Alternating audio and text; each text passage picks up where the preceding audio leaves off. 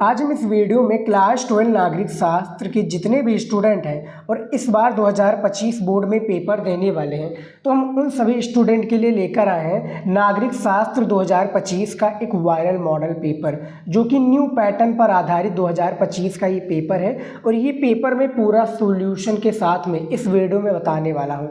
जितने भी स्टूडेंट इस बार 2025 में पेपर देने वाले हैं और जिनका टारगेट है 95 प्लस लेकर आना, तो आज के इस वीडियो को कंप्लीट देखिए, क्योंकि ये वायरल पेपर, इसमें बताए गए जितने भी क्वेश्चन है आपके 2025 में पूछे जाएंगे। पेपर कोड भी आप देख सकते हैं, 957 AP पेपर कोड है। 2025 का न्यू पेपर है, नागरिक शास्त्र 12th के स्टूडेंट के लिए है। पूर्णांक 100 नंबर, समय 3 घंटा 15 मिनट, सभी को पता होगा समय वही होता है हर एक सब्जेक्ट के लिए। उसके बाद में निर्देश में देखिए, निर्देश में लिखा जो जानकारी है बहुत ज़्यादा इंपॉर्टेंट है। 15 मिनट जो है पेपर को पढ़ने के लिए दिया जाता है, सभी सब्जेक्ट में 15 मिनट पेपर को पढ़ा जाता है। उसके बाद में जो निर्देश है स्टूडेंट, इसको आप लोग आराम से वीडियो को रोक कर ये निर्देश को पढ़ लीजिएगा, क्योंकि जब भी आप 2025 बोर्ड एग्जाम में पेपर देने जाएंगे नागरिक शास्त्र का, तो आपको इसी हिसाब से हर एक प्रश्न का उत्तर आपको लिखना पड़ेगा। यानी इस पेपर के हिसाब से जो बताए गए निर्देश हैं, फिर आपको पेपर में क्वेश्चन का आंसर उतने शब्दों में लिखना पड़ेगा। 10 आपके बहुविकल्पीय क्वेश्चंस बोर्ड एग्जाम में खासकर नागरिक शास्त्र में पूछे जाते हैं पूरे बुक के। तो चलिए उसको देख लेते हैं। सबसे पहला क्वेश्चन क्या पूछा गया है कि बिहार आंदोलन कब प्रारंभ हुआ था। जो बिहार आंदोलन है ये बेसिकली कब प्रारंभ हुआ था, आपके ऑप्शंस में देख लीजिए। ए ऑप्शन से वर्ष 1955 में, बी है वर्ष 1960, सी है 1974 या डी 1999। तो इनमें से कोई एक सही विकल्प है जो आपको अपनी कॉपी में लिखना रहेगा। तो फिलहाल पहले नंबर का आपका सी राइट आंसर हो जाएगा। 1974 में जेपी आंदोलन के नाम से भी इसको जाना जाता है। जो बिहार आंदोलन है ना, इसको जेपी आंदोलन के नाम से जाना जाता है। और ये बिहार के छात्रों ने, ठीक है, ये क्या है, आंदोलन को चलाया था। ठीक है, तो ये जो हमारा क्वेश्चन था पहले नंबर, इसका मैंने आंसर दे दिया है। देखिए, जो नागरिक शास्त्र में आपका पूरे बुक का हर एक चैप्टर का पता नहीं कहाँ से ऑब्जेक्टिव क्वेश्चंस उठाकर पूछ लिया जाए, इसीलिए मैं भी अपने चैनल पर ज़्यादा से ज़्यादा ऑब्जेक्टिव क्वेश्चंस को करा रहा हूँ। तो उसको भी वीडियो देखिए, और आप लोगों को क्या है, हमारा इंपॉर्टेंट टॉपिक को वीडियो देखना है और ज़्यादा से ज़्यादा मॉडल पेपर को सॉल्व करना है। क्योंकि भैया मॉडल पेपर से ही पिछले साल में काफ़ी विद्यार्थी ने क्या है बोर्ड एग्जाम में झंडा गाड़ कर आए थे, काफ़ी अच्छा स्कोर करके आए थे बोर्ड एग्जाम में।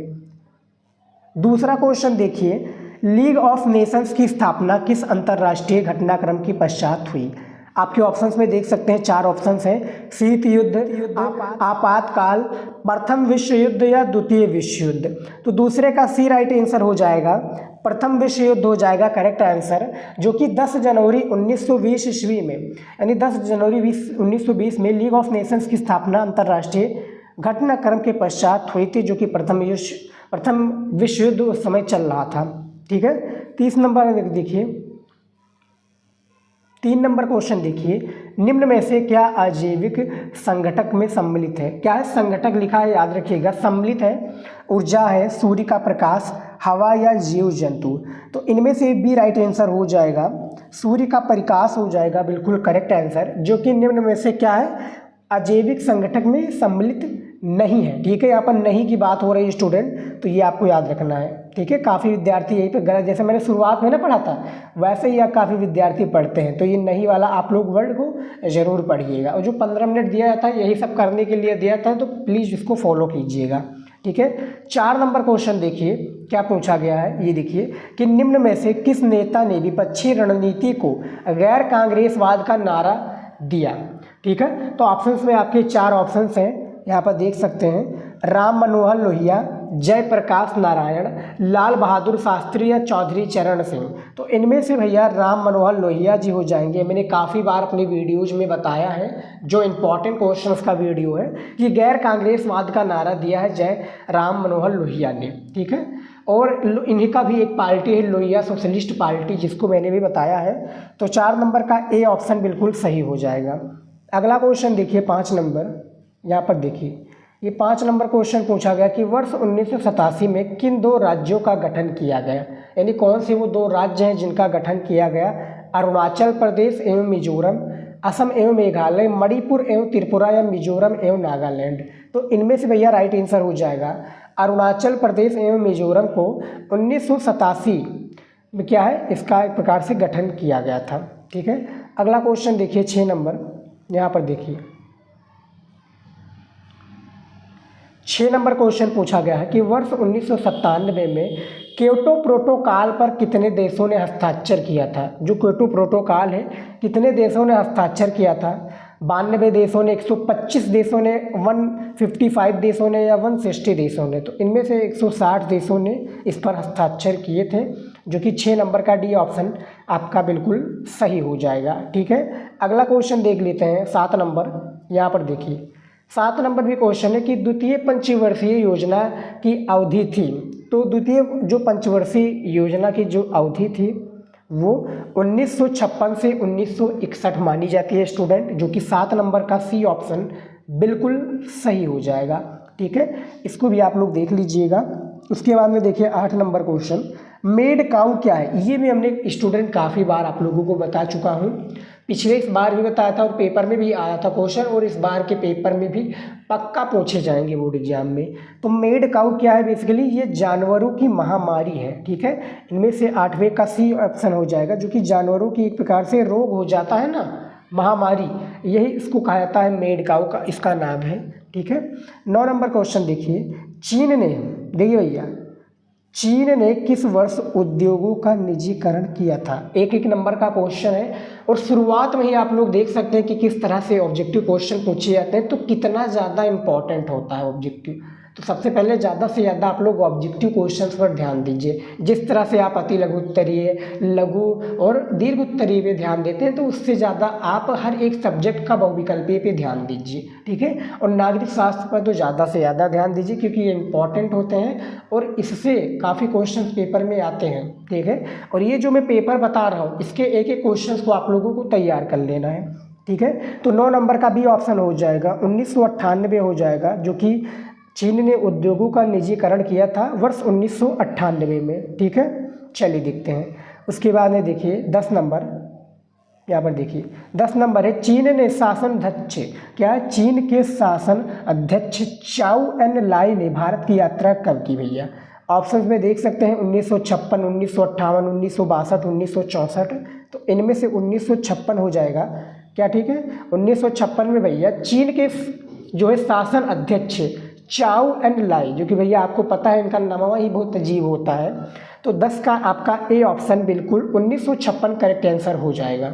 ठीक है, तो हमने 10 बहुविकल्पीय प्रश्नों को बता दिया जो कि आपके बुक से पूछे जाते हैं, और जितने भी बहुविकल्पीय बताएं आपके बुक से ही लिए गए हैं। अति लघु उत्तरीय प्रश्न, जो कि 10 बहुविकल्पीय प्रश्न को बताने के पश्चात हमारा अति लघु उत्तरीय क्वेश्चन आया है, और ये भी आपके पेपर में 10 ही प्रश्न पूछे जाते हैं।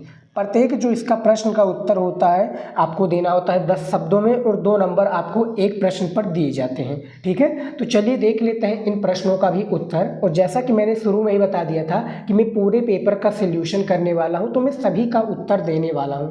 ठीक है, वो चाहे अति लघु उत्तरीय हो या लघु उत्तरीय हो, सभी का मैं उत्तर दूंगा, और ऐसे ही आप लोगों को बोर्ड के पेपर में आंसर देना रहेगा। ठीक है, और जो निर्देश मैंने बताया है, निर्देश के हिसाब से आपको प्रश्न का उत्तर देना रहेगा। जैसा कि मैंने अति लघु उत्तरीय में आपको बताया 10 शब्दों में इसका आपको एक प्रश्न का उत्तर देना होगा। ठीक है, तो यहाँ पर देखिए 11 नंबर प्रश्न पूछा क्या गया है, यहाँ पर देख लीजिए आराम से।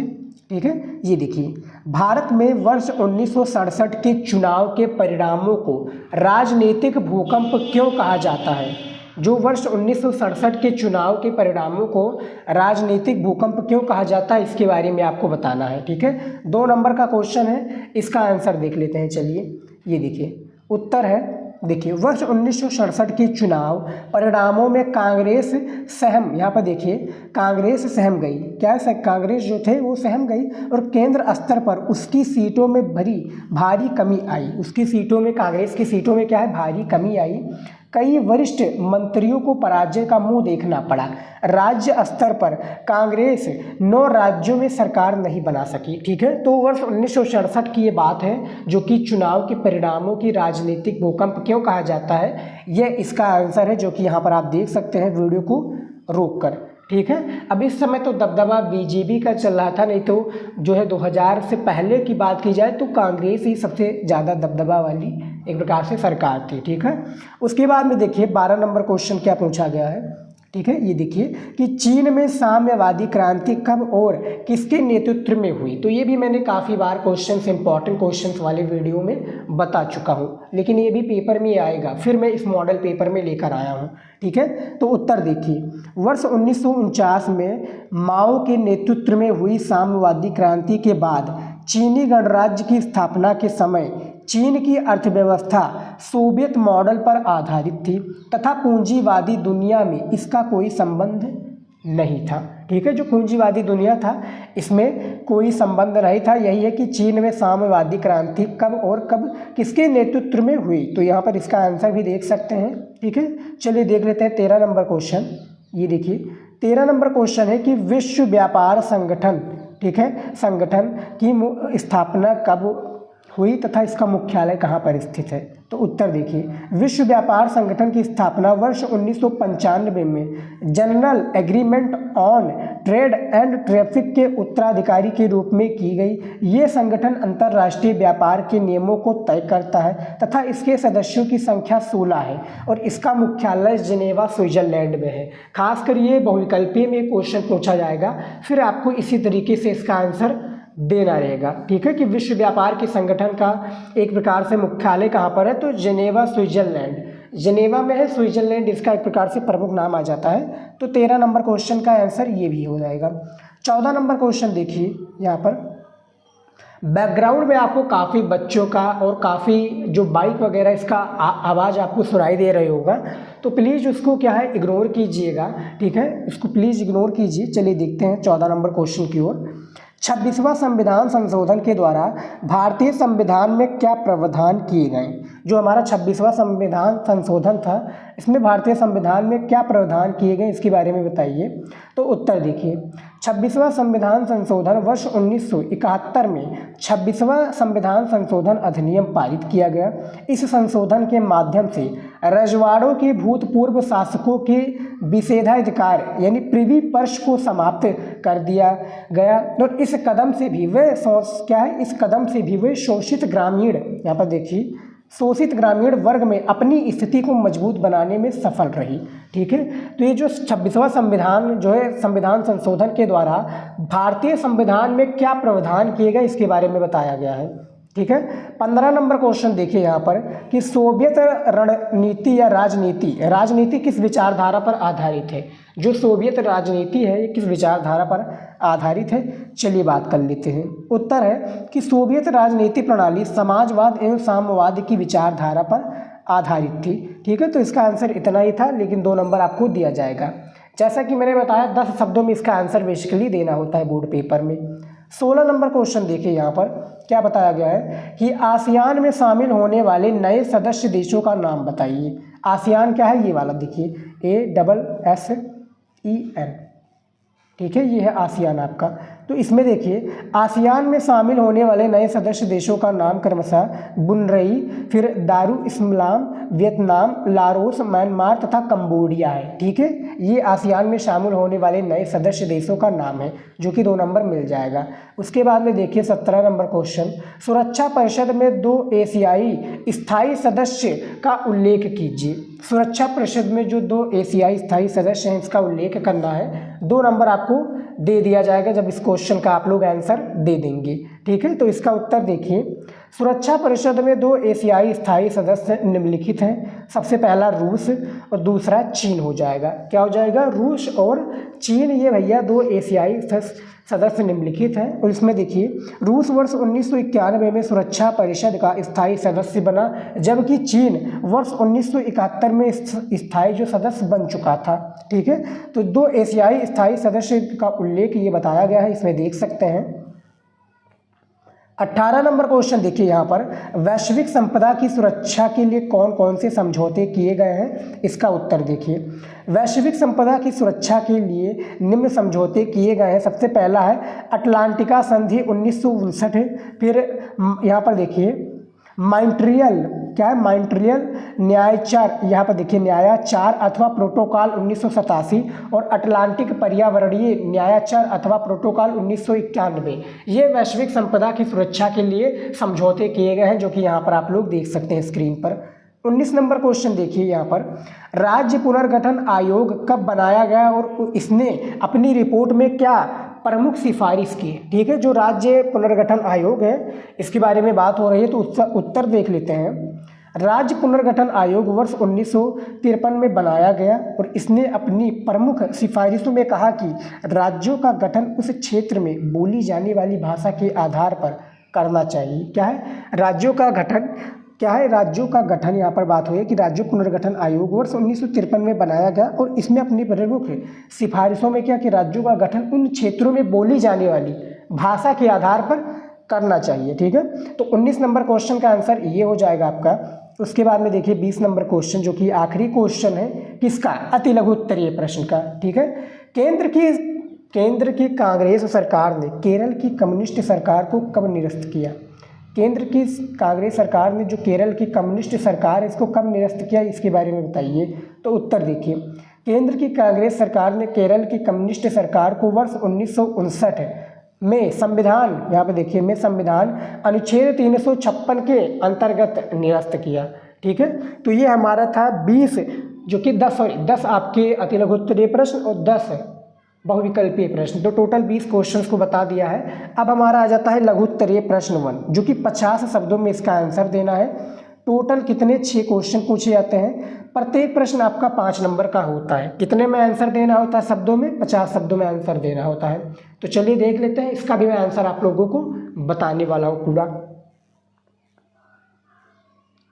लघु उत्तरीय प्रश्न है, इसमें 21 नंबर क्वेश्चन दिया हुआ है कि संयुक्त राष्ट्र परिषद में भारत की स्थायी सदस्यता के दावे के पक्ष में अपनी तर्क दीजिए।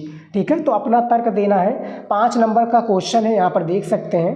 इसके उत्तर पर हम बात करेंगे, ज़्यादा कुछ नहीं बात करेंगे। तो देखिए उत्तर देखिए, भारत विश्व में सबसे अधिक जनसंख्या वाला दूसरा देश है तथा विश्व की कुल जनसंख्या का 17वां हिस्सा ये यहाँ निवास करता है। इसके अतिरिक्त भारत विश्व का सबसे बड़ा लोकतंत्र है। भारत संयुक्त राष्ट्र संघ के लगभग सभी महत्वपूर्ण घटनाक्रमों में भागीदारी करने के साथ ही संयुक्त राष्ट्र संघ की शांति बनाए रखने के प्रयासों में लंबे समय से महत्वपूर्ण भूमिका निभाता आ रहा है। ठीक है, दूसरा पॉइंट है, भारत इस बात से भली भांति परिचित है कि सुरक्षा परिषद में स्थायी सदस्यता का एक प्रतीकात्मक महत्व है। ठीक है, तो इसमें पॉइंट बताए गए थे, जो कि यहाँ पर 2 पॉइंट देख सकते हैं किस तरह से है, और बहुत ही ज़्यादा इंपॉर्टेंट पॉइंट है। जिनको नहीं समझ में आ रहा है स्टूडेंट, आप लोग वीडियो को रोक लीजिए, और जो लिख रहे हैं बहुत अच्छी बात है, जो नहीं लिख रहे हैं तो दिमाग में फीड कर लीजिए, नहीं तो अपने बुक या क्वेश्चन बैंक से टिक लगा लीजिए बाबू, क्योंकि क्वेश्चन इंपॉर्टेंट है। और इतना मेहनत हम आप ही लोगों के लिए कर रहे हैं, तो वीडियो को एक बार लाइक ज़रूर कर दीजिएगा, और चैनल पर नए तो चैनल को सब्सक्राइब कर लीजिए। 1 ही सेकंड लगेगा चैनल को सब्सक्राइब करने में, तो प्लीज़ कर लीजिएगा।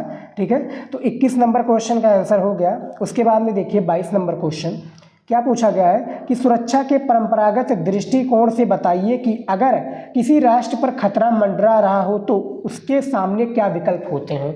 यानी कोई राष्ट्र पर खतरा मंडरा रहा है तो उसके सामने क्या विकल्प होंगे। तो यहाँ पर देखिए बात की जा रही है इसके उत्तर में कि सुरक्षा के परंपरागत दृष्टिकोण के अनुसार अगर किसी राष्ट्र पर खतरा मंडरा रहा हो तो उसके पास निम्नलिखित विकल्प होते हैं। जैसे यहाँ पर देखिए सबसे पहला विकल्प है आत्मसमर्पण करना तथा बिना युद्ध के ही दूसरे पक्ष की बात को स्वीकार कर लेना, ये सबसे पहला पॉइंट है। दूसरा है युद्ध से होने वाली क्षति को इस सीमा तक बढ़ाने का संकेत देना कि दूसरा पक्ष भय से ही हमला न कर पाए। ठीक है, और युद्ध होने पर विपक्षी को पराजित करना तथा देश की रक्षा करना, ये 3 पॉइंट हैं जो कि सुरक्षा के परंपरागत दृष्टिकोण को देखते हैं, जो कि 5 नंबर आंसर 50 शब्दों में लिखना होता है, 5 नंबर आपको दे दिया जाएगा।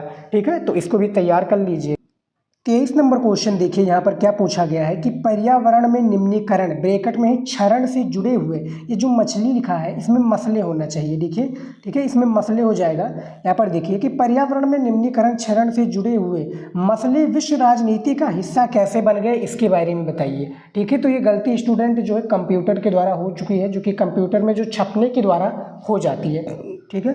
5 नंबर का क्वेश्चन है, चलिए इसका आंसर देख लेते हैं। उत्तर देखिए, आर्थिक विकास के कारण पर्यावरण पर होने वाले असर की चिंता ने 1960 के दशक के बाद से ही आर्थिक विकास के चलते पर्यावरण पर पड़ने वाले, ठीक है, पर्यावरण पर पड़ने वाले नकारात्मक प्रभाव ने राजनीतिक रूप धारण कर लिया था। वर्ष 1972 में वैश्विक मुद्दों से संबंधित विद्वानों के एक समूह यहाँ पर देखिए क्लब ऑफ रोम ने लिमिट्स, यहाँ पे देखिए क्लब ऑफ रोम ने लिमिट्स टू ग्रोथ नामक पुस्तक प्रकाशित की।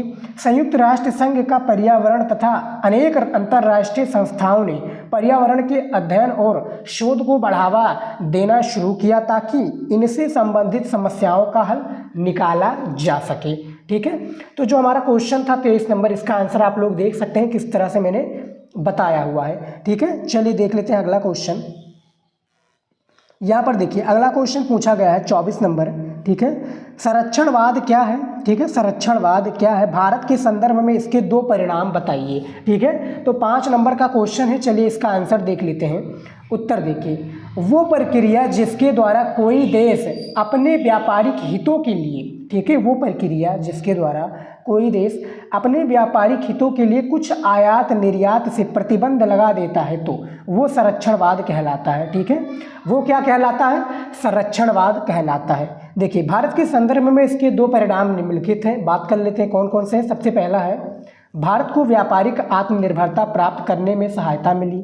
दूसरा है संरक्षणवाद के परिणाम स्वरूप कुछ आवश्यक क्षेत्रों जैसे शिक्षा, स्वास्थ्य आदि उपेक्षित रहे और जिससे नई समस्याएं उत्पन्न होने लगी, ठीक है। तो ये संरक्षणवाद क्या है और भारत में संदर्भ में इसके 2 परिणामों को बताया गया है जो कि आप लोग देख सकते हैं। 25 नंबर क्वेश्चन देखिए यहाँ पर क्या बताया गया है 25 नंबर क्वेश्चन में कि वर्ष 1964 में भारतीय साम्यवादी दल में विभाजन क्यों हुआ, इसके बारे में हमें बताना है कि भारतीय जो साम्यवादी 1964 में इसका विभाजन क्यों हुआ, ठीक है। 5 नंबर का क्वेश्चन है। उत्तर देखिए वर्ष 1964 में ब्रैकेट में है भारत चीन युद्ध के समय, ठीक है, भारतीय साम्यवादी दल में वैचारिक मतभेद के कारण विभाजन हुआ। सोवियत संघ की विचारधारा को ठीक मानने वाले भारतीय कम्युनिस्ट पार्टी में रहे जबकि इसके विरोध में विचार रखने वाले अर्थात चीन की विचारधारा को मानने वालों ने भारतीय कम्युनिस्ट पार्टी मार्क्सवादी नाम से एक दल बनाया, ठीक है। तो जो 25 नंबर क्वेश्चन था इसका आंसर देख सकते हैं। मैं समझाऊंगा नहीं स्टूडेंट, मैं सिर्फ क्या आपको क्वेश्चंस का आंसर बता सकता हूँ, नहीं तो वीडियो बहुत ज़्यादा लंबा हो जाएगा और वीडियो को आप लोग ज़्यादा लंबे नहीं देखते हैं, ठीक है। तो चलिए देख लेते हैं अगला क्वेश्चन जो कि 26 नंबर है, ठीक है। 26 नंबर क्वेश्चन देखिए कि भारत में वामपंथी एवं दक्षिणपंथी राजनीतिक दलों की विचारधारा में अंतर लिखिए, ठीक है। हमें क्या करना है, इन दोनों विचारधाराओं में अंतर बताना है। 5 नंबर का ये भी क्वेश्चन है। उत्तर है दक्षिणपंथी विचारधारा के बारे में पहले हम बात कर लेते हैं। ये दक्षिणपंथी विचारधारा के लोगों का मानना था कि देश में विकास खुली प्रतिस्पर्धा एवं बाजार मूलक अर्थव्यवस्था द्वारा ही संभव हो सकता है, अतः सरकार को अर्थव्यवस्था में कम से कम हस्तक्षेप करना चाहिए। क्या है, सरकार को कम से कम इसमें हस्तक्षेप करना चाहिए, ये इसमें बताया गया है। अब हम वामपंथी विचारधारा के बारे में बात कर लेते हैं कि वामपंथी विचारधारा के समर्थकों को मानना था कि गरीब एवं पिछड़े सामाजिक वर्गों का विकास सरकारी नीतियों द्वारा ही संभव है, इसीलिए राज्य आधारित अर्थव्यवस्था ही अच्छी है, ठीक है। तो ये वामपंथी और राजनीतिक दलों की विचारधारा के बारे में बताया गया था जो कि मैंने बता दिया है, ठीक है। तो टोटल जो 6 क्वेश्चन था इसका आंसर मैंने दे दिया है जो कि लघु उत्तरीय प्रश्न 1 था, ठीक है। 5 नंबर का क्वेश्चन पूछा आता है तो 30 नंबर तो आपको इसी में मिल जाएगा, 6 पंचे 30 नंबर। अब चलिए देख लेते हैं लघु उत्तरीय प्रश्न 2, ठीक है। ये देखिए लघु उत्तरीय प्रश्न 2 पूछा गया है जो कि आपके पेपर में टोटल 4 ही क्वेश्चन पूछे जाते हैं और प्रत्येक क्वेश्चन 6 नंबर का होता है, ठीक है, जैसा कि यहाँ पर देख सकते हैं। और इसका जो शब्द सीमा होता है यानी कितने शब्दों में एक प्रश्न का उत्तर देना है तो वो 150 शब्दों में है, ठीक है। 125 से लेकर 150 शब्दों में आपको इसका आंसर देना रहेगा, ठीक है। तो चलिए देख लेते हैं इसका भी आंसर। 27 नंबर क्वेश्चन पूछा गया है कि वर्ष 1971 के चुनाव के परिणाम स्वरूप कांग्रेस व्यवस्था की प्रकृति में क्या बदलाव आया था, इसके बारे में बताइए। 6 नंबर का क्वेश्चन है, ठीक है। तो इसका आंसर के बारे में चलिए बात कर लेते हैं। यहाँ पर देखिए उत्तर देखिए स्टूडेंट, कि वर्ष 1971 के चुनाव के परिणाम स्वरूप कांग्रेस व्यवस्था की प्रकृति में निम्न परिवर्तन आया। ठीक है, निम्न परिवर्तन कैसे आया, पॉइंट के हिसाब से समझते हैं। देखिए, वर्ष 1971 के चुनाव में विजय प्राप्त करने के पश्चात इंदिरा गांधी ने आर्थिक नीति को राजनीतिक का प्रमुख विषय बनाया और इस पर विशेष ध्यान केंद्रित किया। उसके बाद में दूसरा पॉइंट है, अब कांग्रेस पूर्ण रूप से अपने सर्वोच्च नेता जो कि इंदिरा गांधी पर पूर्ण रूप से निर्भर होनी शुरू हो गई थी। ठीक है, उसके बाद में देखिए तीसरा पॉइंट, इंदिरा गांधी ने पार्टी में अपने कद को बढ़ाना प्रारंभ कर दिया और अनौपचारिक प्रभावशाली नेताओं के समूह यानी सिंडिकेट को राजनीतिक मंच से गायब ही कर दिया। उसके बाद में देखिए अगला पॉइंट, वर्ष 1971 से पूर्व कांग्रेस में विभिन्न विचारधारात्मक समूहों का क्या समागम था, लेकिन अब कांग्रेस का संगठन भिन्न भिन्न विचारधाराओं वाले समूहों की समावेशी प्रकार का नहीं रहा था। अब ये अन्य एकाधिकारिता वाला बन गया था। अगला पॉइंट देखिए जो कि था कि इन जो चुनाव परिणामों में इंदिरा गांधी को निर्धनों, महिलाओं, दलित समूहों, जनजाति समूहों का समर्थन मिला और उनकी सफलता से इसी वर्ग का हाथ था। यानी उनकी सफलता में, यानी जो कि इंदिरा गांधी की सफलता में इन्हीं वर्ग या इसी वर्ग का हाथ था। ठीक है, तो जो 27 नंबर क्वेश्चन है इसका आंसर आप लोग देख सकते हैं। 6 नंबर आपको एक प्रश्न के उत्तर पर दिया जाएगा। ठीक है, अगला क्वेश्चन देखिए 28 नंबर। 6 नंबर का क्वेश्चन ये भी है कि नर्मदा बचाओ आंदोलन ने नर्मदा घाटी की बांध परियोजनाओं का विरोध क्यों किया, इसके बारे में बताइए। ठीक है, तो उत्तर देखिए, उत्तर के साथ में हम बताएंगे, सरकार द्वारा शुरू की गई बहुउद्देशीय परियोजना से होने वाले नकारात्मक प्रभाव के कारण नर्मदा घाटी की बांध परियोजना का विरोध निम्नलिखित कारणों से हुआ। देखिए, सबसे पहला कारण है कि इस बांध के निर्माण के कारण 245 गांव डूबने वाले क्षेत्र के अंतर्गत आ रहे थे। दूसरा है, बांध का निर्माण होने से वहां रहने वाले लगभग 2.5 लाख स्थानीय लोगों के पुनर्वास की समस्या उत्पन्न हुई और तथा सरकार द्वारा उस समय पुनर्वास की कोई विशेष व्यवस्था नहीं की गई थी। ठीक है, तो ये दूसरा होगा पॉइंट। तीसरा पॉइंट इसमें है कि इस आंदोलन का केंद्रीय विषय यह था कि बांधों के निर्माण जैसी परियोजनाओं से पूर्व लागत लाभ का विशेष या विश्लेषण किया जाना चाहिए। अगला है कि आंदोलनकर्ताओं का कहना था कि इस प्रकार की परियोजना से लोगों के पुनर्वास, आजीविका, संस्कृति के साथ साथ पर्यावरण पर भी बहुत नकारात्मक प्रभाव पड़ा है। अगला पॉइंट है कि आंदोलनकारी इन सभी समस्याओं का स्थायी समाधान चाहते थे। ठीक है, यानी स्थायी समाधान की भैया इसको हटा लीजिए। तो नर्मदा बचाओ आंदोलन ने नर्मदा घाटी की बांध परियोजनाओं का विरोध क्यों किया, इसके बारे में कुछ कारण थे जो कि मैंने बता दिया है। वीडियो को रोक कर भी आप लोग समझ सकते हैं। अगला क्वेश्चन देखिए 29 नंबर। 6 नंबर का क्वेश्चन है। 29 नंबर क्वेश्चन है कि वर्ष 1989 के आम चुनाव के बाद कांग्रेस की स्थिति कमजोर होने के कारण का उल्लेख कीजिए। 1989 में जो चुनाव हुआ इसमें कांग्रेस की जो स्थिति थी प्रेजेंट टाइम की, वो कैसे कमजोर होने लगी थी, इसके बारे में बताना है। उत्तर देखिए, वर्ष 1989 के आम चुनाव के बाद कांग्रेस की स्थिति कमजोर होने के पीछे निम्नलिखित कारण बताए जा रहे हैं। सबसे पहला है, केंद्रीय सरकार एवं राजनीतिक में क्षेत्रीय दलों की भूमिका में वृद्धि हुई। कांग्रेस सरकार के अंदर बढ़ते भ्रष्टाचार ने कांग्रेस की स्थिति को कमजोर कर दिया। ठीक है, उसके बाद में देखिए अगला है, राजनीति में अन्य पिछड़ा वर्ग के साथ आरक्षण की नीति का भी विकास हुआ। उसके बाद में देखिए, वर्ष 1991 में राजीव गांधी की मृत्यु के पश्चात कांग्रेस में सक्षम नेतृत्व का संकट उत्पन्न हुआ। इसने भी कांग्रेस की स्थिति को कमजोर कर दिया। अगला है, कांग्रेस के अंदर बढ़ती अत्यधिक अनुशासनहीनता ने कांग्रेस की स्थिति को कमजोर कर दिया। ठीक है, उसके बाद में देखिए, अल्पसंख्यक समुदाय की दी गई अनावश्यक रियासतें तथा दृष्टिकरण की नीति ने भी काफ़ी हद तक कांग्रेस को कमजोर बनाया। अगला पॉइंट है, क्षेत्रीय दल की जनता की आकांक्षाओं को पूरा करने में सफल हुआ था। ठीक है, तो ये कुछ कारण थे जो कि भैया 1989 में कांग्रेस की स्थिति को कमजोर कर दिया गया। ठीक है, तो ये जो हमने बता दिया है 29 नंबर क्वेश्चन में 6 नंबर आपको मिल जाएगा। अगला क्वेश्चन देखिए 30 नंबर। यहाँ पर देखिए 30 नंबर क्वेश्चन पूछा गया कि कोई ऐसे 2 कारण बताइए जो चीन को क्षेत्रीय और वैश्विक स्तर पर एक आर्थिक शक्ति बनाने में सहायक हुए हैं। ठीक है, 6 नंबर का क्वेश्चन है, उत्तर के साथ में बताएंगे। उत्तर देखिए, दो कारण निम्न हैं जो कि चीन को क्षेत्रीय और वैश्विक स्तर पर एक आर्थिक शक्ति बनाने में सहायक हैं। सबसे पहला है, चीन को क्षेत्रीय और वैश्विक स्तर पर एक आर्थिक शक्ति बनाने में चीन की, ठीक है, चीन की विशाल आबादी, विस्तृत भूभाग, प्राकृतिक संसाधन व क्षेत्रीय अवस्थित सहायक सिद्ध हुई है। इसके अतिरिक्त 1970 के दशक में चीन द्वारा अपनी आर्थिक नीतियों में बदलाव किए गए, ठीक है।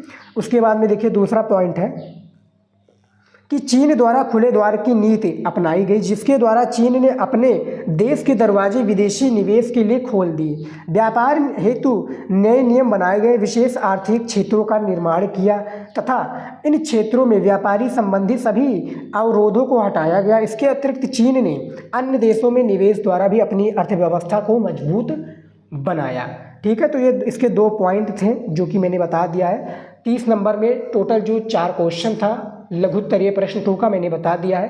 प्रत्येक प्रश्न 6-6 नंबर का होता था, तो 24 नंबर आपको इसमें मिल जाएगा, ठीक है। आंसर के साथ में बताया है। और ऐसा वीडियो आपको नहीं मिलेगा नागरिक शास्त्र का, इसी चैनल पर मिलेगा, तो प्लीज़ स्टूडेंट चैनल को अभी सब्सक्राइब कर लीजिए, ठीक है। और वीडियो को एक लोगों के पास जरूर शेयर कीजिएगा।